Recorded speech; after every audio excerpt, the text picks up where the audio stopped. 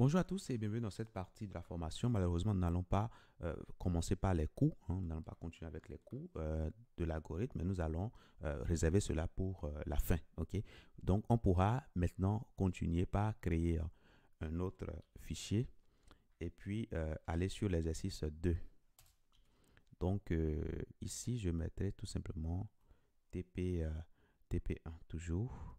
Alors là, je peux mettre ici question 2. Voilà, TP1. Donc ici, je vais rapidement renommer question 1 et puis TP1. Parfait.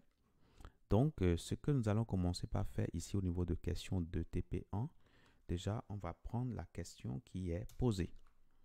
J'espère que vous l'aviez essayé. Donc, nous allons juste corriger ensemble.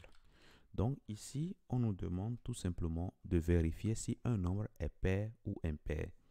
Donc, si on nous donne en entrée 1, on pourra répondre impair.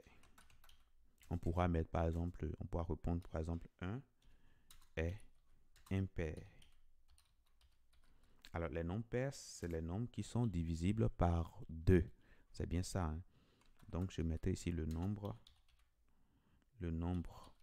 1 est impair. Maintenant, si on me donne 2, alors là, je dirais simplement que le nombre 2 est pair. Voilà. Donc, voilà comment je vais faire les choses. Si on me donne, par exemple, allez, si on me donne 1000, là, je dirais simplement que 1000, le nombre 1000 est pair. OK? Donc, voilà comment je vais faire les choses. Donc, comment est-ce que je vais commencer par faire? Bon, déjà, je sais que je ne sais pas le nombre pour lequel je veux déterminer s'il est pair ou impair. Donc, c'est l'inconnu. Donc, ma fonction doit prendre cet inconnu-là pour pouvoir traiter cela. Donc, je peux commencer par def ici et le nom de ma fonction. Donc, le nom de la fonction, on pourra mettre tout simplement est pair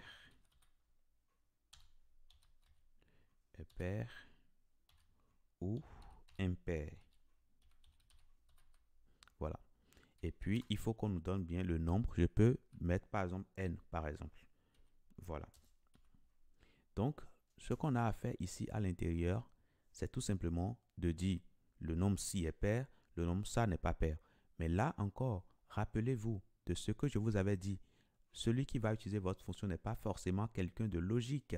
Et de ce point de vue, il faudra tout simplement tester d'abord si ce qu'il vous a fourni permet à votre programme de fonctionner. Et si oui, maintenant, vous pouvez maintenant commencer par implémenter. Alors, quand est-ce qu'un nombre est pair? Un nombre est pair lorsque le nombre est divisible par 2. Vous vous rappelez, quand on voyait les opérateurs, on avait vu un opérateur euh, qui s'appelait modulo. Donc, on l'appelle modulo. Donc, cet opérateur nous permettait de voir, de récupérer le reste de la division. Donc, lorsqu'on va diviser quelque chose par 2, s'il n'y a plus de reste, ça signifie que le nombre est bien divisible par 2. Maintenant, s'il reste quelque chose, ça dit que le nombre n'est pas divisible par 2. Donc, nous, c'est ce que nous allons faire. Alors, on peut rapidement regarder n modulo 2. Voilà. Si c'est égal à 0, ça signifie quoi? Ça signifie tout simplement que le nombre est pair. Donc, ici, je peux faire ici un return 2. Et là, je peux retourner une petite phrase ici, le nombre est pair. Donc là, je peux le mettre comme ceci. Et il faut que je concatène avec le nombre. Donc ici, je peux mettre tout simplement l'opérateur de concaténation. Et là, je mettrai simplement n. Là, je dis simplement que voilà, le nombre est pair. Sinon, si n modulo 2 n'est pas 0, ça dit que le reste de la division est différent de 0. Donc, là, dans ce cas, je peux raisonnablement dire que le nombre n est alors ici, c'est plutôt pair, excusez-moi. Voilà. Et là, ce sera le nombre n est impair. Donc, voilà comment nous allons faire les choses. Donc, je peux commencer par utiliser ma fonction. Donc, je mets ici résulte. Et résulte, là, on pourra mettre dedans est pair. Et nous allons commencer par tester le cas critique. Donc, Python 13. Alors, Python 13. Qu'est-ce qui se passe ici? 13. Voilà. Et là, qu'est-ce que nous voyons ici? Je nettoie un peu tout ça. Et nous réexécutons cela. Alors là, rien ne se passe. Pourquoi rien ne se passe? Parce que je n'ai pas indiqué que je veux l'afficher.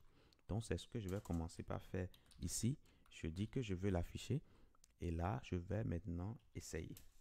Et là, vous voyez que ça m'affiche le nombre n n'est pas un entier. Donc, je vais commencer par donner un entier. Donc, je mets ici 26. Donc, je réessaye ici. Et là, ça m'affiche un petit souci, concaténation. Effectivement, parce que là, nous sommes en train de concaténer une chaîne de caractères, alors que le n ici n'est pas une chaîne de caractères. Hein? Donc, je peux alors rapidement convertir le n en chaîne de caractères en mettant str, tout simplement. Et là également, je vais faire la conversion en utilisant str. Et c'est bon. Cela étant fait, je peux revenir ici et nettoyer avec un clear et exécuter.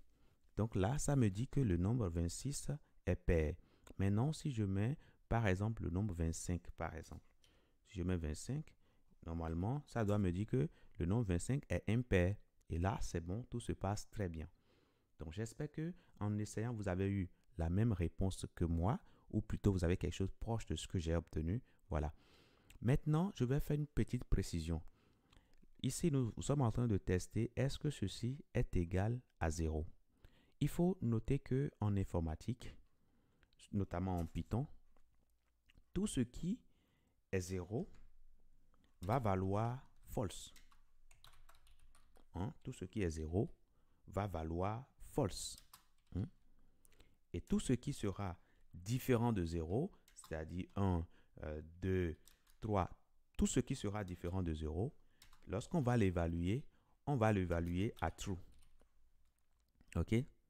Donc ça, c'est une règle de base en programmation. Vous allez le retrouver quand vous serez dans d'autres langages, JavaScript, PHP, tout cela. Hein, oui, c'est une règle qu'on retrouve un peu partout dans C, etc., etc. Donc, du coup, le fait pour nous de tester encore ici ne servira plus à grand-chose. Ça ne servira plus à grand-chose. Parce que nous avons une valeur ici qui peut être 0 ou non.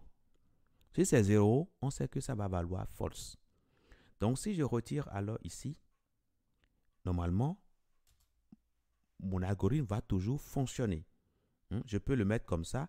Et ce qui va se passer, c'est que ceci, le reste de la division, peut être 0. Si c'est 0, là, ça dit que ceci sera simplement, ceci va valoir false. Et quand ça vaut false, on ne va pas rentrer ici.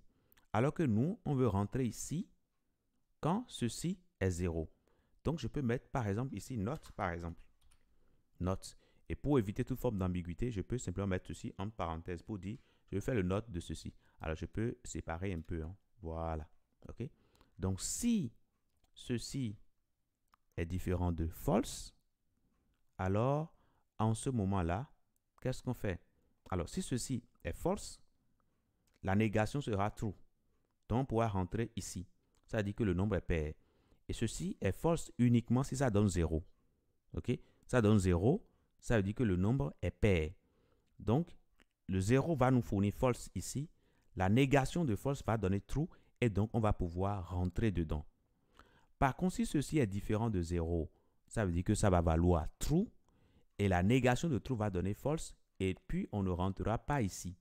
On pourra venir ici pour dire que le nombre est impair. Et c'est tout. Donc, je peux réessayer encore.